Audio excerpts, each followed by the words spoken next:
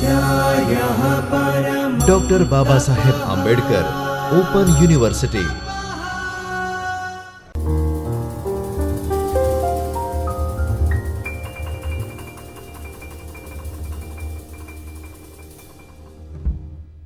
નમસ્કાર, doctor Baba Saheb Ambedkar open યુનિવર્સિટીમાં અર્થશાસ્ત્ર વિભાગમાં પ્રથમ વર્ષ BA, પેપર નંબર 101, પ્રારંભિક અર્થશાસ્ત્ર, એકમ નંબર 14, દૃષ્ટિગુણ ભાગ 2માં આપનું સ્વાગત છે. વિદ્યાર્થી મિત્રો, આજ રોજ આપણે પેપર નંબર 101માં એકમ નંબર 14નો અભ્યાસ કરીશું. વિદ્યાર્થી મિત્રો, પ્રસ્તુત એકમના જ્યારે આપણે ઉદ્દેશોની વાત કરીશું તો દૃષ્ટિગુણનો અર્થ સમજી શકાશે, સાથે સાથે માંગના નિયમ દ્વારા ઘટતા સીમાંત દૃષ્ટિગુણના નિયમની આપણે સમજૂતી કેળવી શકીશું. સાથે સાથે સીમાંત દૃષ્ટિગુણ કેવી રીતના ઘટે છે તે આપણે અહીંયા સમજી શકીશું. તો વિદ્યાર્થી મિત્રો, અહીં આપણે અભ્યાસ કરીશું કે ઘટતો સીમાંત દૃષ્ટિગુણ. ઘટતો સીમાંત દૃષ્ટિગુણ એટલે શું? વિદ્યાર્થી મિત્રો, અહીં ગાડી આપણને જોવા મળે છે કે કોઈ એક વસ્તુના ઉપભોગમાં જેમ જેમ વધારો કરતા જઈએ છીએ તેમ તેમ સંપૂર્ણ તૃપ્ત ના થાય ત્યાં સુધી તેમાંથી મળતો સંતોષ ઘટતો જાય છે. એટલે અહીં આપણને એવું કહેવા મળી રહ્યું છે, અહીં આપણને એમ જોવા મળી રહ્યું છે કે કોઈ વસ્તુનો જ્યારે આપણે વપરાશ કરી રહીએ છીએ, કોઈ વસ્તુનો જ્યારે આપણે ઉપયોગ કરીએ છીએ ત્યારે તેમાંથી જે આપણને સંતોષ પ્રાપ્ત થાય છે એ સંતોષની જે સપાટી છે એમાં આપણને શું જોવા મળે છે? ઘટતો જોવા મળે છે. પ્રથમ એકમના વપરાશ વખતે આપણને વધુ સંતોષ મળે છે અને એની એ જ વસ્તુના ફરીથી જ્યારે આપણે વપરાશ કરીએ છીએ ત્યારે એમાંથી આપણને જે દૃષ્ટિગુણ મળે છે એ આપણને ઘટતો જોવા મળે છે. પ્રોફેસર માર્શલે પણ આ બાબતે આપણને કહ્યું છે કે કોઈ પણ વસ્તુના જથ્થામાં દરેક વધારાના એકમ દ્વારા વ્યક્તિને જે વધારાનો સંતોષ પ્રાપ્ત થાય છે તે સંતોષ તે જથ્થામાં થતા પ્રત્યેક વધારા સાથે ઘટતો જાય છે. એટલે જેમ જેમ વપરાશ વધારીએ છીએ તેમ તેમ આપણને શું જોવા મળી રહ્યું છે? તેમાંથી જે મળે છે સંતોષ, એ સંતોષમાં ઘટાડો થયેલો જોવા મળે છે.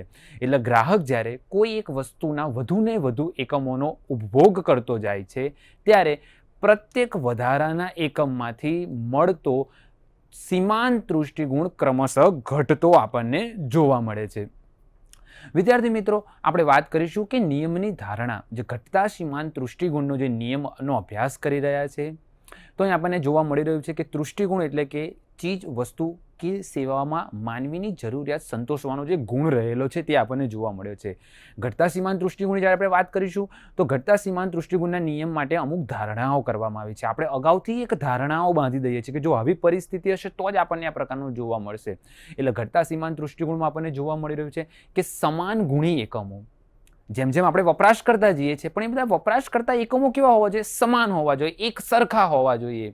જો એ એકમોમાં પરિવર્તન થઈ જાય, સમાન ગુણી ના હોય, બરાબર, તો આપણને શું જોવા મળશે?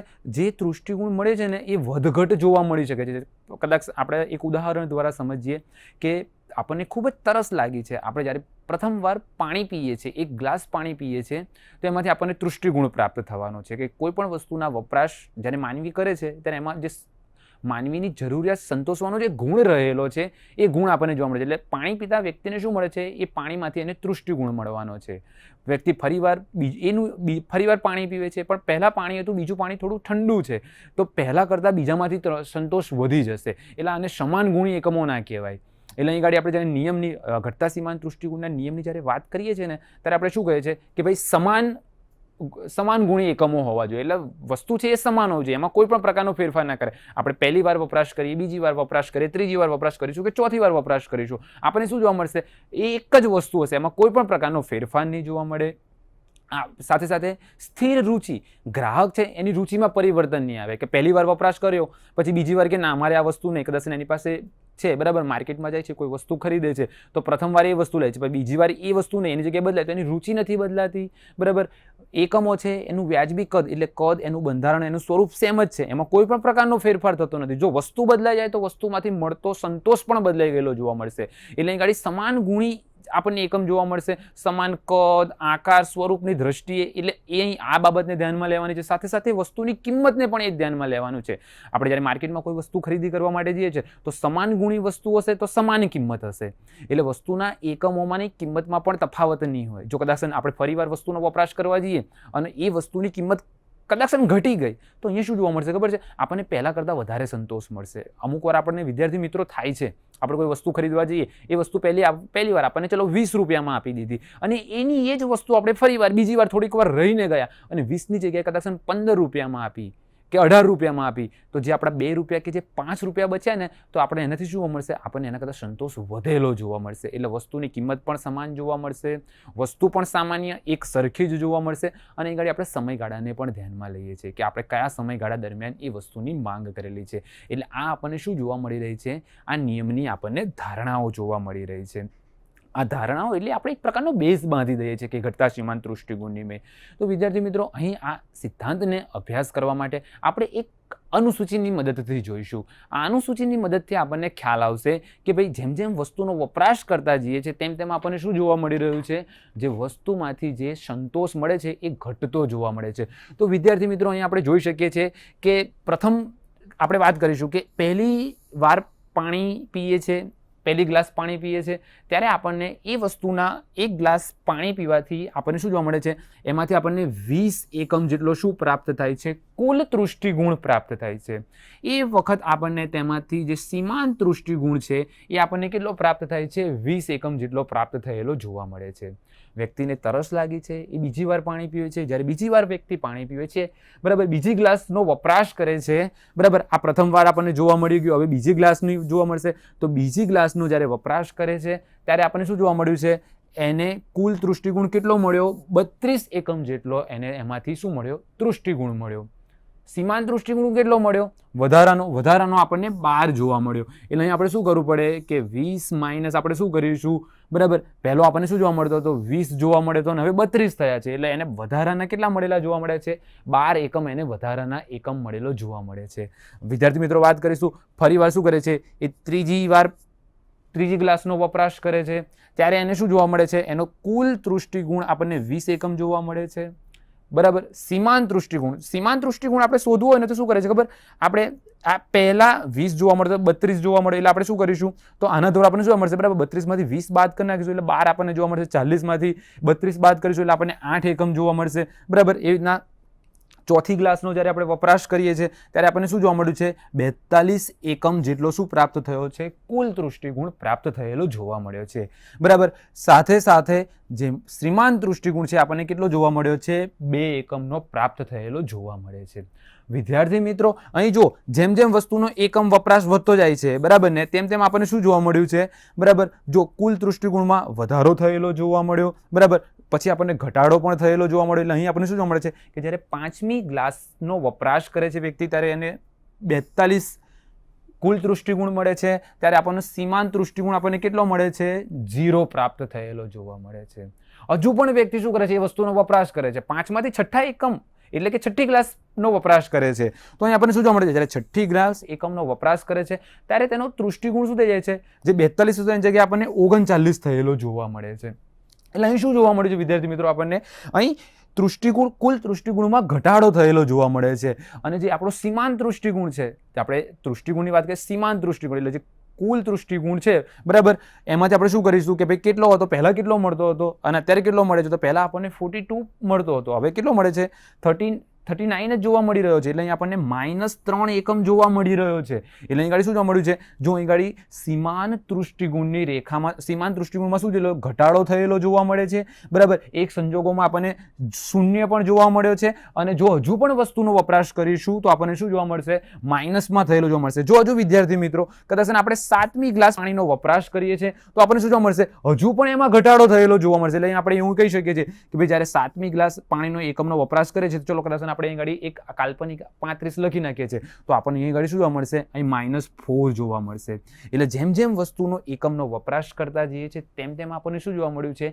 એ એકમમાંથી મળતો કુલ તૃષ્ટિગુણ અને સીમાંત તૃષ્ટિગુણ ઘટતો જોવા મળે છે. વિદ્યાર્થી મિત્રો, આ શું જોવા મળે છે? જ્યારે સીમાંત તૃષ્ટિગુણ તો આપણને કેવું જોવા મળી રહ્યું છે? એક સંજોગોમાં 0 પણ થઈ જાય છે, બરાબર, અને પછી પણ વપરાશ કરીએ છીએ તો માઇનસ એટલે કે નેગેટિવમાં પણ થયેલો આપણને જોવા મળે છે. હવે આ જ અનુસૂચિને વિદ્યાર્થી મિત્રો આપણે શું કરીશું? એક આકૃતિ દ્વારા સમજીએ તો તમે આપણને શું જોવા મળશે, એમાં આપણને સરળતાથી ખ્યાલ આવશે. આ અનુસૂચિના મદદથી આપણે શું કરી નાખીશું, એક ડાયાગ્રામ દોરી દઈએ છીએ, બરાબર ને વિદ્યાર્થી? તો આપણે અહીં કરી કહીએ છીએ કે OX રેખા પર આપણને શું જોવા મળ્યું છે કે વસ્તુના જે યુનિટ્સ જે આપણે એકમો દર્શાવેલા છે એ દર્શાવી દઈશું. એટલે 1 2 3 4 આપણને જોવા મળશે. 6 એકમો આપણને જોવા મળી રહ્યા છે. વિદ્યાર્થી મિત્રો, અહીં ગાડી આપણને સીમાંત તૃષ્ટિગુણ, એટલે આપણે જાણીએ છીએ કે સીમાંત તૃષ્ટિગુણની રેખા છે વધારે મેક્સિમમ વધારે આપણને 20 જોવા મળી રહ્યા છે. એટલે આપણે શું કરીશું, 2 આપણે અહીં ગાડી 2 લખી દઈએ, બરાબર? અહીં 4 લખી દઈએ, અહીં 8 લખી દઈએ, અહીં 12 લખી દઈએ, અહીં 16 લખીએ, બરાબર? અને આપણને 20 જોવા મળશે, બરાબર? તો અહીં ગાડી આપણને શું જોવા મળી રહ્યું છે,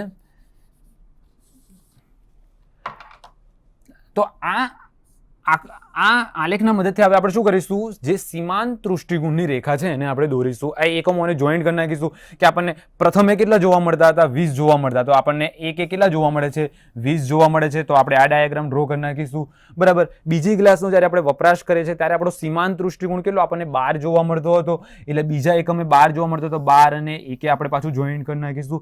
એ જ રીતે જ્યારે આપણે ત્રીજી ક્લાસનો વપરાશ કરીએ છીએ ત્યારે આપણને કેટલા જોવા મળ્યા છે, 8 એકમનો વપરાશ, 8 એકમ જોવા મળ્યા છે, બરાબર? તો આપણે સીમાંત તૃષ્ટિગુણ આપણને 8 જોવા મળે છે. જ્યારે આપણે ચોથી ક્લાસનો વપરાશ કરીએ છીએ ત્યારે આપણને કેટલો જોવા મળ્યો છે, 5 એકમ જોવા મળેલો છે.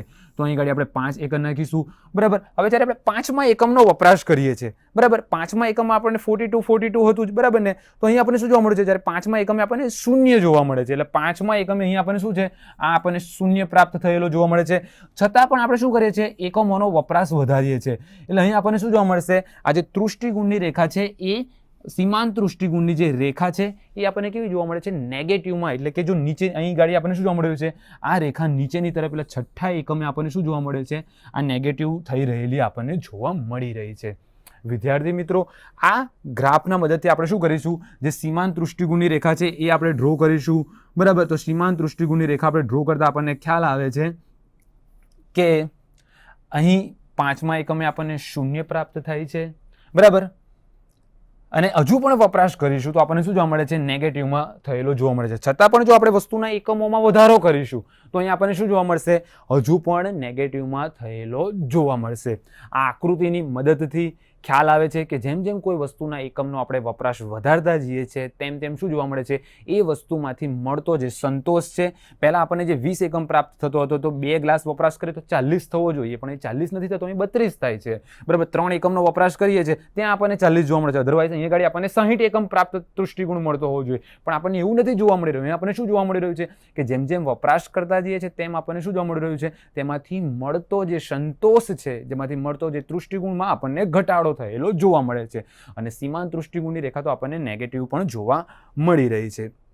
વિદ્યાર્થી મિત્રો, આ ઘટતા સીમાંત તૃષ્ટિગુણના નિયમના આપણે એના અપવાદોની વાત કરીશું કે આ નિયમ ક્યાં લાગુ નથી પડી શકતો. એક તો કેફી પદાર્થોમાં આપણે જાણીએ છીએ કે આ દારૂ છે, ભાંગ છે, ચરસ, ગાંજો, અફીણ, આ બધી વસ્તુમાં કેવું છે, જેમ જેમ વપરાશ વ્યક્તિ કરે ને એમ એને એમાંથી વધારે ને વધારે સંતોષ મળે. એટલે આ નિયમ અહીંયા નથી લાગુ પડતો. લોભ લાલચની વાત કરીશું. જે લાલચી વ્યક્તિ હોય, બરાબર, કંજૂસ વ્યક્તિ હોય, વધુ ધન ભેગું કરનાર વ્યક્તિ હોય, એ જેમ જેમ વધુ ને વધુ ભેગું કરતો જશે, વધુ ને વધુ ભેગું કરતો જશે, એમ એમ આપણને શું જોવા મળી રહ્યું છે, એને સંતોષ વધારે ને વધારે પ્રાપ્ત થયેલો જોવા મળે છે. સાથે સાથે આપણે સંગ્રહ વૃત્તિની વાત કરીશું, સંગ્રહખોરીની વાત કરીશું. આપણે જાણીએ છીએ અમુક વાર અમુક લોકોને આદત હોય છે, બરાબર, કોઈ પ્રાચીન વસ્તુ, કોઈ કલાત્મક વસ્તુઓનો સંગ્રહ કરવાનો. જેવી રીતના સિક્કાઓ છે, કલાકૃતિઓ છે, ટિકિટો છે, મૂર્તિઓ છે, ચિત્ર છે. તો એ વ્યક્તિને આવી વસ્તુ પાછી મળતી જાય તો એ વ્યક્તિનો સંતોષમાં વધારો થશે, બરાબર? એટલે શું જોવા મળે છે કે સંગ્રહનો જેને શોખ છે ત્યાં ગાડી એને જો નવી આવી કોઈ વસ્તુ મળશે તો એને સંતોષ વધશે. એક એકમ, બીજો એકમ, ત્રીજું એકમ, ચોથું એકમ એને મળે તો એ વ્યક્તિ વધારે ને વધારે ખુશ થશે. એટલે ઘટતા સીમાંત તૃષ્ટિગુણના નિયમમાં આપણને શું જોવા મળે છે, આ નહીં. પછી જ્ઞાન પીપાસાની વાત કરીશું. એટલે વ્યક્તિ જેમ વધુ ને વધુ જ્ઞાન મેળવતો જાય છે, વધુ ને વધુ જ્ઞાન માટે તીવ્ર બને છે, બરાબર, અને વધુ ને વધુ જ્ઞાન મેળવવાનો પ્રયત્ન કરે છે, એમ શું જોવા મળે છે, એની જિજ્ઞાસા વૃત્તિ વધુ ને વધુ જોવા મળે છે. અમુક વાર આપણને જોવા મળે છે કોઈ વ્યક્તિ છે, બરાબર, એને વાંચવાનો શોખ છે, એ વાંચે છે, તો પછી એમાં ઘટાડો નહીં, પછી એમાં વધારો થયેલો જોવા મળે છે, બરાબર. એટલે ઘટતા સીમાંત દૃષ્ટિકોણમાં આપણને કેફી પદાર્થો છે, લોભ લાલચ છે, સંગ્રહવૃત્તિ છે અને જ્ઞાનની પીપાસા, અહીંયા ગાડી શું જોવા મળે છે, આ અપવાદરૂપ બાબતો જોવા મળી રહી છે. એટલે અહીંયા ગાડી આપણને શું જોવા મળે છે, આ સિદ્ધાંત ઉપયોગી આપણને આ સિદ્ધાંતને લાગુ નથી પડતું એવું જોવા મળી રહ્યું છે. વાત કરીશું આ જે સિદ્ધાંત છે એનું મહત્વ આપણને શું જોવા મળી રહ્યું છે, તો એક તો વપરાશી વસ્તુ, એટલે ગ્રાહકોનો હેતુ જરૂરિયાતનો મહત્તમ સંતોષ હોય છે, બરાબર. એટલે વસ્તુનો ઉપભોગ જ્યારે આપણે વાત કરીએ છીએ તો એ શું જોવા મળે છે કે ખરીદીની બનાવટોમાં ગ્રાહકના વર્તનને આ નિયમની બાબતમાં ગ્રાહકના વર્તનને આ નિયમ યોગ્ય રીતે સમજાવે છે. એટલે આપણને શું જોવા મળે છે, ગ્રાહક યોગ્ય રીતે સમજી શકે છે, બરાબર. અતિ મહત્વની વસ્તુઓ સસ્તી, એટલે માનવ જીવન માટે અતિ ઉપયોગી એવી વસ્તુઓ, હવા, પાણી, બરાબર, પ્રકાશનો જથ્થો વિપુલ પ્રમાણમાં હોવાથી તેની કિંમત લગભગ શૂન્ય જેવી છે, તે બાબત આપણને આ નિયમ દ્વારા શું થાય, સમજી શકાય છે. કિંમત અને માંગ વચ્ચે જે વ્યસ્ત સંબંધ છે એ પણ અહીંયા જોવા મળે છે કે જેમ જેમ વસ્તુની કિંમત વધે છે તેમ આપણને શું જોવા મળે છે, માંગમાં ઘટાડો થયેલો જોવા મળે છે. અને કિંમત ઘટતા આપણને શું જોવા મળે છે, વપરાશમાં સીમાંત દૃષ્ટિકોણ પણ ઘટતો જોવા મળી રહ્યો છે.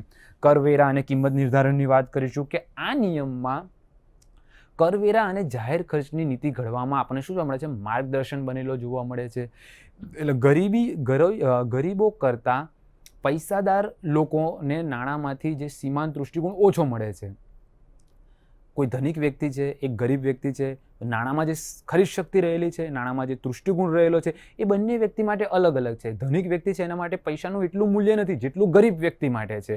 એટલે અહીં શું જોવા મળી રહ્યું છે, એટલે આથી આ જ વ્યવહારમાં જોઈએ છે કે ગરીબો કરતાં ધનિકો છૂટથી નાણાંનો વપરાશ કરતા હોય છે. એટલે તેને આધારે ઓછું નક્કી કરી શકાય છે કે ધનિક પાસે ઊંચા કરવેરા અને ગરીબો પાસે નીચા કરવેરા વસૂલ કરવા જોઈએ. તો અહીં વિદ્યાર્થી મિત્રો આપણને આ જોવા મળ્યું છે. સાથે સાથે વિદ્યાર્થી મિત્રો અહીં આપણે જે એક અભ્યાસ કરવાનો છે કે ઘટતા સીમાંત દૃષ્ટિકોણના નિયમના મદદથી માંગનો નિયમનો અભ્યાસ કરવાનો છે. તો વિદ્યાર્થી મિત્રો માંગનો નિયમ આપણે અગાઉના લેક્ચર્સમાં અભ્યાસ કરી ચૂકેલ છે. તો અહીં આગળ આપણે જોવાનું છે કે આ જે ડાયાગ્રામ છે, બરાબર ને, માંગના નિયમને આપણે અહીં આ અનુસૂચિની મદદથી જોઈએ તો માંગનો નિયમ આપણને શું કહે છે કે જેમ જેમ વસ્તુની કિંમતમાં શું થયેલું જોવા મળે છે, વધારો થયેલો જોવા મળે છે, તેમ તેમ એની માંગમાં ઘટાડો થયેલો જોવા મળે છે. તો આપણને અહીં ઘડી શું જોવા મળી રહ્યું છે કે જો જ્યારે વસ્તુની કિંમત 2 રૂપિયા હોય છે ત્યારે એની માંગ આપણને કેટલી જોવા મળી છે, 4 એકમ જેટલી જોવા મળી છે, બરાબર. વસ્તુની કિંમત વધી, બરાબર, તો આપણને શું જોવા મળ્યું, વસ્તુની કિંમત 2 ની જગ્યાએ 8 રૂપિયા થઈ ગઈ. તો હવે શું થશે, વસ્તુની કિંમત વધતા એની માંગમાં શું થયેલો, ઘટાડો થયેલો જોવા મળશે. એટલે માંગ ઘટીને 3 એકમ થઈ ગયેલી જોવા મળે છે. હજુ પણ વસ્તુની કિંમત વધે છે તો વસ્તુની કિંમત વધતા આપણને શું જોવા મળ્યું, વસ્તુની માંગમાં ઘટાડો થયેલો જોવા મળે છે. અને વસ્તુની કિંમત 20 રૂપિયા જ્યારે થઈ જાય છે ત્યારે તેની માંગ આપણને કેટલી જોવા મળે છે, 1 એકમ થઈ ગયેલી જોવા મળે છે. એટલે અહીં જો અહીં માંગનો નિયમ પણ છે ને ઘટતા સીમાંત દૃષ્ટિકોણના નિયમના મદદથી આપણે સરળતાથી સમજી શકીએ છીએ. એટલે જે ઘટતા સીમાંત દૃષ્ટિકોણનો નિયમ છે અને માંગનો નિયમ છે એ બંનેમાં આપણને શું જોવા મળે છે, ઋણ ઢાળવાળી રેખા, માંગ રેખા, ડીડી આપણને જોવા મળે છે.